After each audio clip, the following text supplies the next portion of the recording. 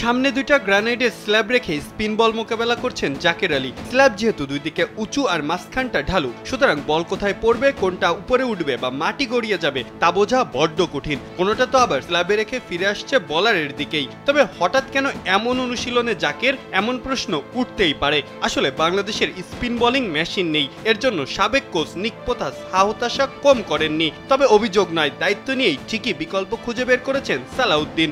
দুই পাশে দুইটা গ্রানাইট স্ল্যাব বসিয়ে রীতিমতো তৈরি করে ফেলেছেন নিজস্ব স্পিন বোলিং মেশিন। সামনেই যেহেতু টি-20 ক্রিকেটে বাংলাদেশে একের পর এক সিরিজ ও বৈশ্বিক টুর্নামেন্টের চ্যালেঞ্জ, তাই তো প্রিয় শিষ্যদের একজন জাকের আলীকে নিয়ে অনুশীলনে বাড়তি মনোযোগী দেশসেরা এই বর্ষিয়ান কোচ। জাকেরের কাঁধেই যে পড়তে যাচ্ছে ফিনিশিং এর মহা গুরুত্বপূর্ণ দায়িত্বটা, তাই তো তাকে লেগ সাইডে শট খেলায় পারদর্শী করে তুলছেন সালাউদ্দিন। তিনি যেন মিস্টার ফিক্সিট, যিনি বাংলাদেশের ক্রিকেটের যে কোনো সমস্যার সমাধান এভাবেই খুঁজে নিতে পারেন অনায়াসেই।